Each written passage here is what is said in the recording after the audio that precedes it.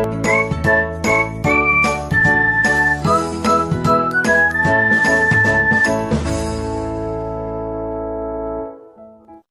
Class, आइए आज हम पढ़ते हैं आपकी हिंदी पल्लव से पाठ 2।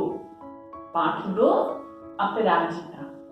अपराजिता इस पाठ को लिखा है शिवानी ने। शिवानी हिंदी की बहुमुखी प्रतिभाकार लेखिका है।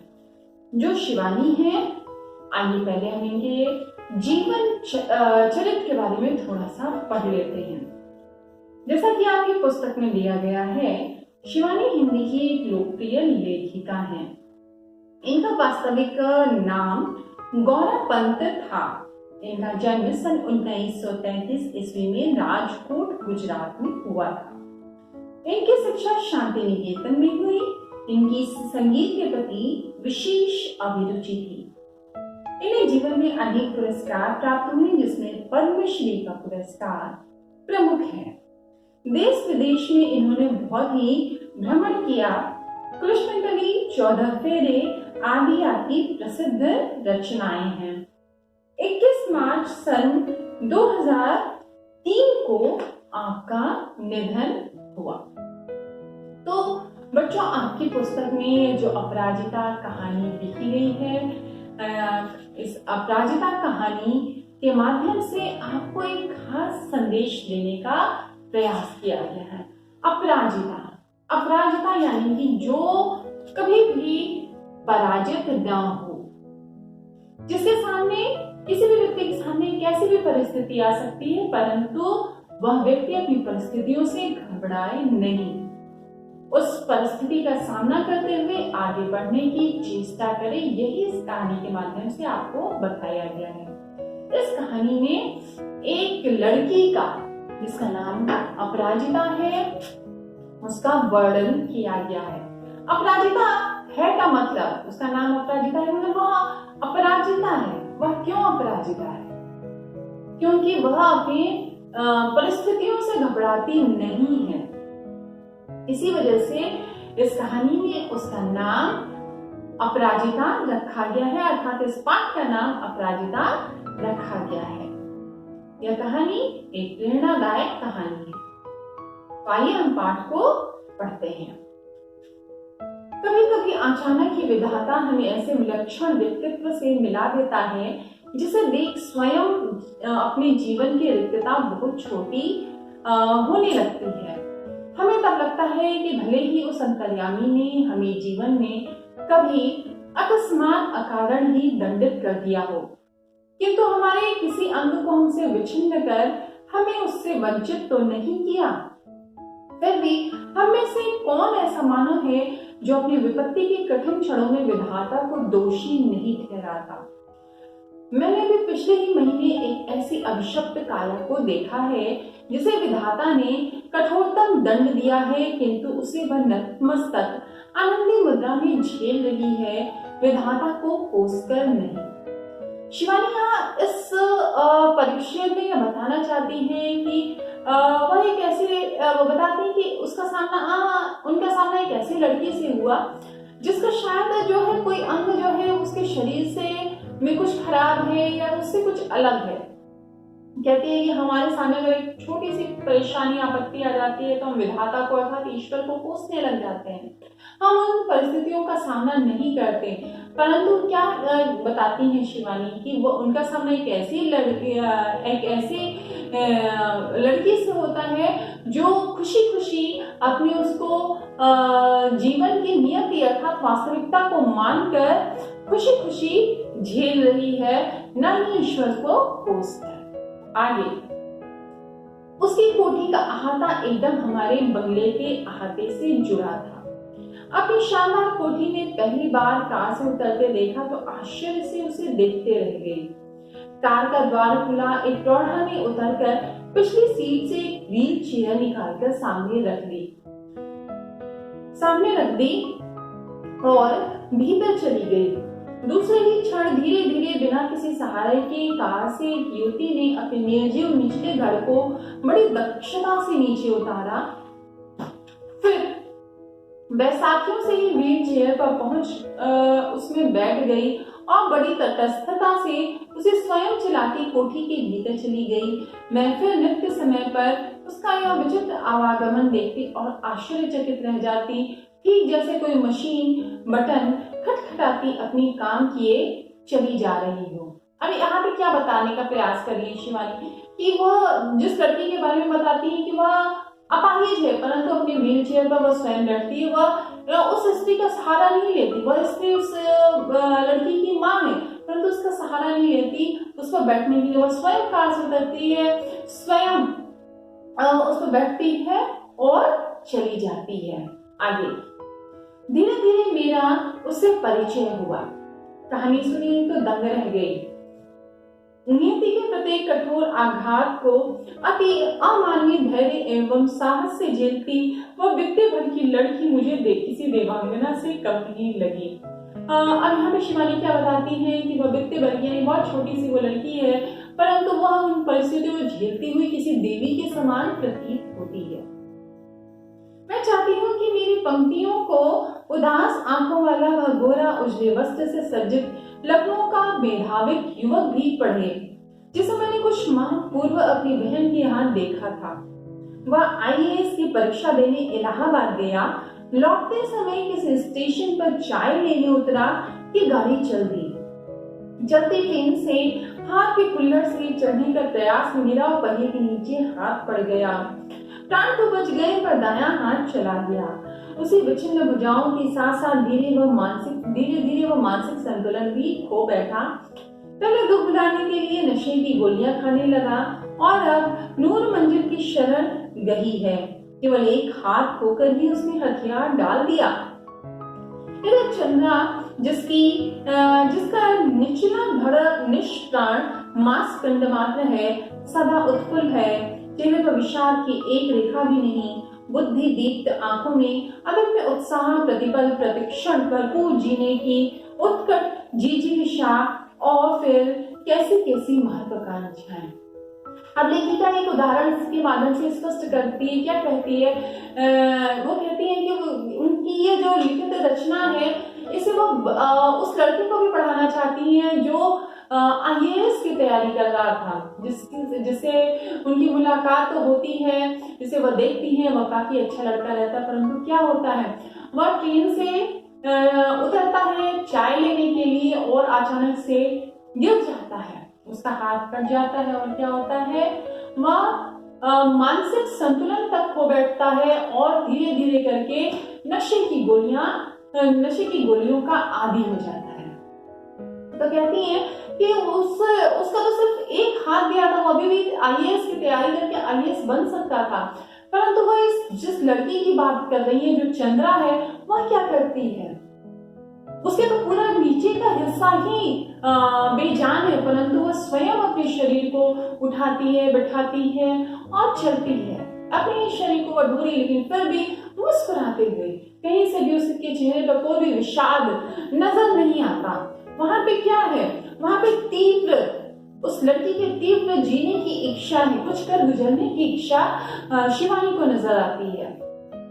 आगे फिर वो कहती है, मैडम आप लखनऊ जाते ही मुझे ड्रग रिसर्च इंस्टीट्यूट से पूछकर यह बताइएगा कि क्या वहां आने पर मेरे विषय माइक्रोबायोलॉजी से संबंधित कुछ सामग्री मिल सकेगी। मैडम आप कह रही थी कि आपके दामाद हवाई के ईस्ट वेस्ट सेंटर में हैं, क्या आप उन्हें मेरा बायोडेटा भेजकर पूछ सकेंगी कि मुझे वहां की कोई फेलोशिप मिल सकती है। सोचिए, उस लड़की, वो जो चंद्रा लड़की है, उसके धड़ के नीचे का शरीर पूरी तरह से बेकार है, परंतु वो क्या है, वो माइक्रोबायोलॉजी में पढ़ी हुई है। उसने उसमें क्या किया हुआ है, वो उसमें फेलोशिप प्राप्त करना चाहती है, उसमें उसने PG की डिग्री प्राप्त की है, शायद वो उसमें रिसर्च कर रही है, उसमें फेलोशिप प्राप्त करने की इच्छुक है। यानी कि क्या है, उसके अंदर जीने की जबरदस्त इच्छा है। आगे यहाँ कभी सामान्य सी हड्डी टूटने पर या पैर में मोच आ जाने पर हे प्राण ऐसे कंठगत हो जाते हैं कि जैसे विपत्ति का आकाश ही सर पर टूट पड़ा हो। और इधर यह लड़की है कि पूरा निचला धड़ सुन्न है, फिर भी बोटी बोटी फड़क रही है। ऊंची नौकरी की एक ही नीरस करवट में उसकी प्रतिभा निरंतर डूबती जा रही है। आजकल वह IIT मद्रास में काम कर रही है। अब यहाँ पे लेखिका शिवानी जो है वो क्या बताती है, वह ये बताने का प्रयास करती हैं कि एक व्यक्ति है, जब यदि उसका हाथ टूट जाता है या कोई शरीर के का कोई भी हड्डी टूट जाती है तो क्या हो जाता है, उसके प्राण कंठों में आकर ठहर जाते हैं। परंतु यह लड़की जो पूरी तरह से अपाहिज है, धड़ से नीचे का हिस्सा इस लड़की का काम नहीं करता है और वह किसमें काम कर रही है, IIT मद्रास में काम कर रही है। इसकी बोटी बोटी जो है, मतलब शरीर का हर एक अंग जो है इसका फड़कता है, काम के लिए फड़कता है। फिर आगे क्या कहती हैं, जन्म के 18वें महीने में ही जिसकी गर्दन के नीचे से पूरा शरीर पोलियो ने निर्जीव कर दिया हो, उसने किस अद्भुत साहस से नियति को अंगूठा दिखा अपनी थीसिस पर डॉक्टरेट कर ली। उसने डॉक्टरेट की डिग्री भी प्राप्त कर ली है। फिर आगे, मैडम मैं चाहती हूँ कि मुझे सामान्य सा सहारा भी न दे। आप तो देखती हैं मेरी माँ को मेरी कार चलानी पड़ती है। मैंने इसी से एक ऐसी कार का नक्शा बनाकर दिया है जिससे मैं अपने पैरों के निर्जीव अस्तित्व को भी सजीव बना लूंगी। यह देखिए, मैंने प्रयोगशाला में अपना संचालन कैसा सुगम बना लिया है। मैं अपना सारा काम निपटा लेती हूँ। वो जो चंदा है वो बताती है कि वो अपने सारे काम को निपटा लेती है स्वयं, बिना किसी की सहायता के, जबकि क्या है, वह जन्म के 18 महीने बाद ही जो चंदा लड़की है वह अपाहिज हो जाती है। वह क्या बताने का प्रयास करती है, वह ये बताती है कि उसे अच्छा नहीं लगता कि उसकी कार को उसकी माँ को ड्राइव करना पड़ता है। इस वजह से उसने एक ऐसी कार को भी डिजाइन किया हुआ जिसे वह स्वयं से चला सके। फिर आगे, उसने मुझे तस्वीरें दिखाई। समस्त सामग्री उसके हाथों की पहुंच तक ऐसे भरी थी कि निचला धड़ ऊपर उठाए बिना ही वह मनचाही सामग्री मेज से उतार सकती थी। किंतु उसकी आज की स्फुटता के पीछे है एक सुदीर्घ कठिन अभ्यास की यातनाप्रद भूमिका। स्वयं डॉक्टर चंदा के प्रोफेसर के शब्दों में, हमने आज तक 2 व्यक्तियों द्वारा सम्मानित रूप से नोबेल पुरस्कार पाने के ही विषय में सुना है, किंतु आज हम शायद पहली बार इस PhD के विषय में भी यह कह सकते हैं। देखा जाए तो यह डॉक्टरेट भी संयुक्त रूप से मिलनी चाहिए। डॉक्टर चंदा और उनकी अद्भुत साहसी जननी श्रीमती टी सुब्रमण्यम को 25 वर्ष तक इस सहिष्णु महिला ने पुत्री के साथ साथ कैसी कठिन साधना की और इस साधना का सुखद अंत हुआ सन 1976 में जब चंदा को डॉक्टरेट मिली माइक्रोबायोलॉजी में। अपस्थित पुरुषों में इस विषय में डॉक्टरेट पाने वाली डॉक्टर चंद्रा प्रथम भारतीय हैं। अब शिवानी यह बताना चाहती है कि जीवन की जितनी भी कष्टते, जितने भी यातनाप्रद उसका जो सफर था, वो उस डॉक्टरेट की उपाधि मिलने के बाद सब कुछ अचानक से परिवर्तित हो गया। वह लड़की सम्मानित सा जीवन जीने लगी, परंतु सम्मानित सा जीवन जीने के पीछे जो उसका कठोर परिश्रम था, जो उसकी कठोर यातनाप्रद जो जीवन चला, उसकी जो मानसिक स्थिति रही होगी, वह किस प्रकार से उसने उसका स्वागत किया होगा और उस कठिन परिस्थितियों का सामना करते हुए वह आज जिस जगह पर पहुंची है, वह अपने आप में एक अद्भुत शक्ति का परिचायक है। फिर आगे वो बताती हैं कि इस डॉक्टरेट की उपाधि को प्राप्त करने में उसकी डॉक्टर चंद्रा की माँ का भी उतना ही बड़ा योगदान है। अगर वह स्वयं अपने जीवन को उनके साथ साथ अपनी लड़की के साथ साथ नहीं चलाई होती तो शायद डॉक्टर चंद्रा इस जगह पर नहीं होती। तो एक माँ का अपने बच्चे के सुखद भविष्य के पीछे बहुत बड़ा योगदान होता है। आइए आगे बढ़ते हैं। सहसा श्रीमती सुब्रमण्यम का कंठ अवरुद्ध हो गया।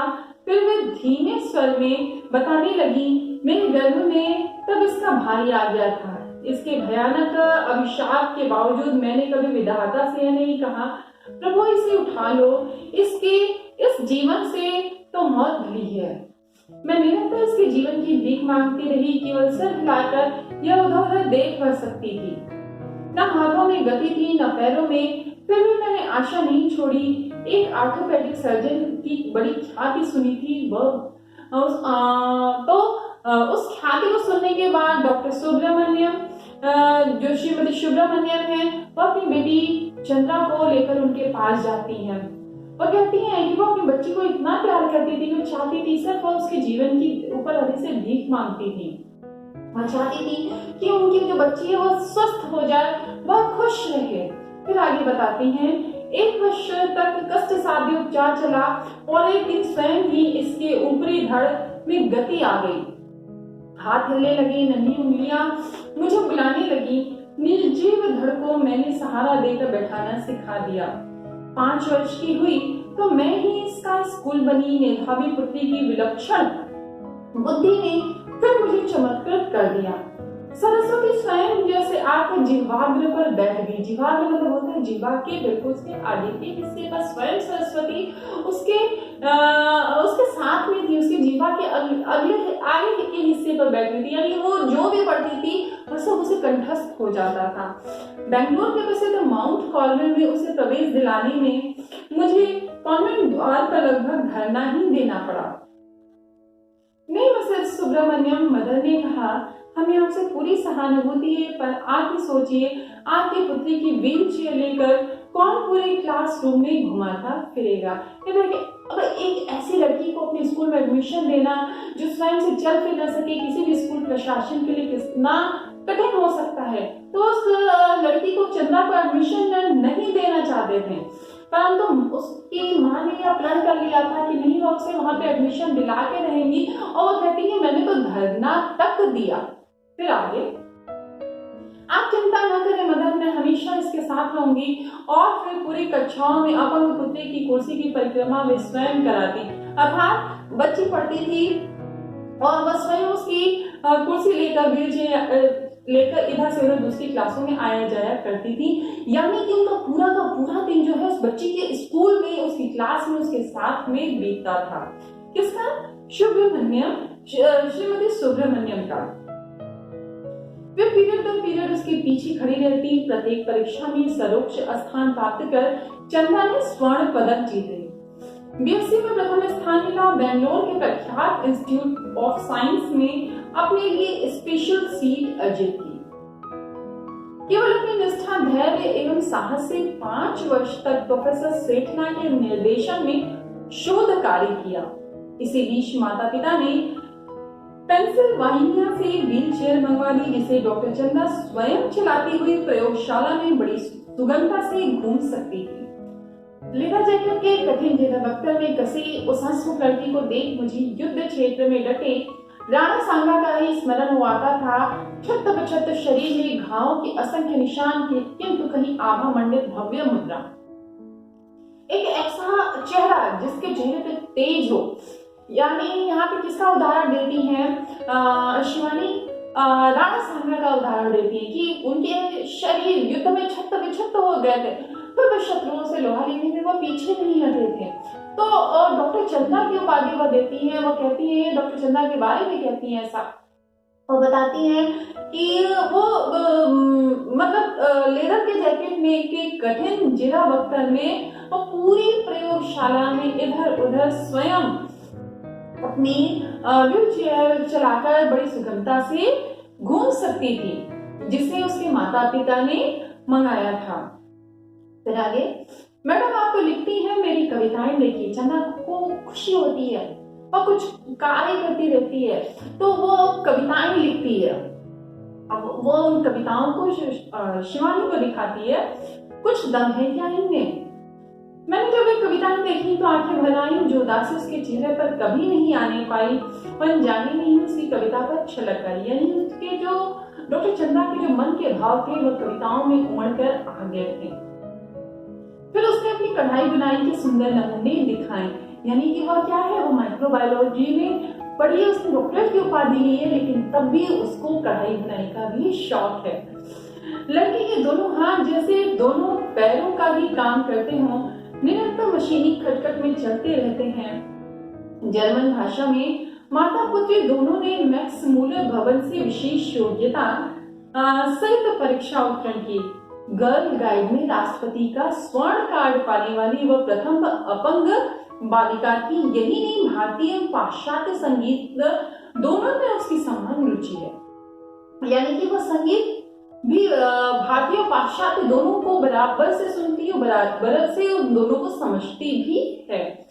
अपने एल्बम को वह अपने निर्जीव टांगों पर रख वह मुझे अपने चित्र दिखाने लगी। पुरस्कार ग्रहण करती डॉक्टर चंद्रा प्रधानमंत्री के साथ मुस्कुराती खड़ी डॉक्टर चंद्रा राष्ट्रपति को सलामी देती बालिका चंद्रा व्हील चेयर में लेदर जैकेट में जकड़ी बैसाखियों का सहारा लेकर अपनी डॉक्टरेट ग्रहण करती डॉक्टर चंद्रा। यानी कि शुरू से ही वह क्या है, डॉक्टर चंद्रा शुरू से ही उसने अपनी सफलता के परचम गाड़े हुए हैं। कभी भी सफलता एकाएक आपको नहीं मिलती है, उसके लिए शुरू से ही परिश्रम करना पड़ता है। जैसे डॉक्टर चंद्रा ने किया, वो परिस्थितियों से हार नहीं मानती, वो निरंतर आगे बढ़ती चली जाती है। वही व्यक्ति सफल होता है जो अपने विपरीत परिस्थितियों का सामना करता है। फिर आगे मेरी बड़ी इच्छा थी कि मैं डॉक्टर बनूं। मैं अपंग डॉक्टर वार्गिश के सफल जीवन की कहानी पढ़ चुकी थी। परीक्षा में सर्वोच्च स्थान प्राप्त करने पर भी मुझे मेडिकल में प्रवेश नहीं मिला। कहा गया डॉक्टर चंद्रा को क्या कहा जाता है कि डॉक्टर चंद्रा का निचला हिस्सा से नीचे का हिस्सा क्या है, उनका धड़ जो है वो निचला धड़ निर्जीव है। मैं एक सफल शल्य चिकित्सक नहीं बन पाऊंगी, यानी कि मैं एक सर्जन नहीं बन सकती। किंतु डॉक्टर चंद्रा के प्रोफेसर के शब्दों में हमें कहने में रंच मात्र भी हिचकिचाहट नहीं होती कि डॉक्टर चंद्रा ने विज्ञान की प्रगति में महान योगदान दिया है। चिकित्सा ने जो खोया है वह विज्ञान ने पाया है। यानी कि विज्ञान भी उसको बुला रहा है, डॉक्टर चंद्रा को बुला रहा है कि आओ मुझे ग्रहण करो। और परंतु विज्ञान क्या कर रहा है, जो चिकित्सा विज्ञान है उनको छोड़कर पछता रहा है। परंतु विज्ञान एक नई उपलब्धि पे, नई ऊंचाई पे जा रहा है डॉक्टर चंद्रा के कारण। वह नई विज्ञान क्या है, नई सफलता को छू रहा है। चंद्रा के एल्बम के अंतिम पृष्ठ में है उसकी जननी का एक बड़ा सा चित्र, जिसमें वे जेसी बेंगलुरु द्वारा प्रदत्त एक विशिष्ट पुरस्कार ग्रहण कर रही हैं। वीर जननी का पुरस्कार। एक ऐसी जननी जो वीर है, जो अपनी धात्री और अपनी पुत्री को बनाने के लिए वह क्या करती है, धात्री वह एक अपना पूरा का पूरा जीवन लगा देती है, अपना पूरा जीवन न्यौछावर कर देती है, परंतु अपनी पुत्री के जीवन को एक विशिष्ट पहचान देती है। वह उसे यूं ही नहीं छोड़ देती। आगे बहुत बड़ी बड़ी उदास आंखें जिनमें माँ की व्यथा भी और पुत्री की भी, अपने सारे सुख त्याग कर नित्य छाया बनी पुत्री का पहिया लगी कुर्सी के पीछे चक्र सी घूमती जननी, नाक के दोनों ओर हीरे की दो जगमगाती लौंगे, अधरूप विजय का उल्लास जुड़े में पुष्पवेणी। मेरे कानों में इस अद्भुत साहसी जननी शारदा सुब्रमण्यम के शब्द अभी भी जैसे गूंज रहे हैं। ईश्वर सब द्वार एक साथ बंद नहीं करता, यदि एक द्वार बंद करता भी है तो दूसरा द्वार खोल देता है। अब शिवानी इस आखिरी की पंक्तियों के माध्यम से क्या बताना चाहती हैं कि श्रीमती सुब्रमण्यम क्या कहती है कि ईश्वर एक साथ सारे दरवाजे नहीं बंद करता। अगर डॉक्टर चंद्रा को चिकित्सा के क्षेत्र में उन्हें एडमिशन नहीं मिलता है, चिकित्सा में उनको प्रवेश नहीं मिल पाता है, तो वो क्या करती, वो हताश या निराश होकर नहीं बैठती, विज्ञान उनका स्वागत करता है, वो उसके सफलता के परचम गाड़ती है। जब उस लड़की का आधा शरीर खराब होता है तो वह उसे डर कर हतोत्साहित होकर निराश होकर कोई ऐसे गलत मार्ग का अनुसरण वह माता और पुत्री नहीं करती है। वह उस परिस्थिति से का सामना करते हुए आगे बढ़ने का प्रयास करती हैं। वह निरंतर सफलता के नए कीर्तिमान स्थापित करती चली जाती हैं। तो इस प्रकार से उस अपराजिता की क्या होती है, उस अपराजिता की विजय होती है। अपराजिता का मतलब ही है कि जो कभी भी पराजित न हो, जैसा कि डॉक्टर चंदा कभी भी पराजित नहीं होती, इसलिए डॉक्टर शिवानी उन्हें अपराजिता की संज्ञा देते हैं। तो बच्चों, आज आपका पाठ यहीं पे पूरा होता है। आप अपने मिस को दीजिए इजाजत। Bye bye.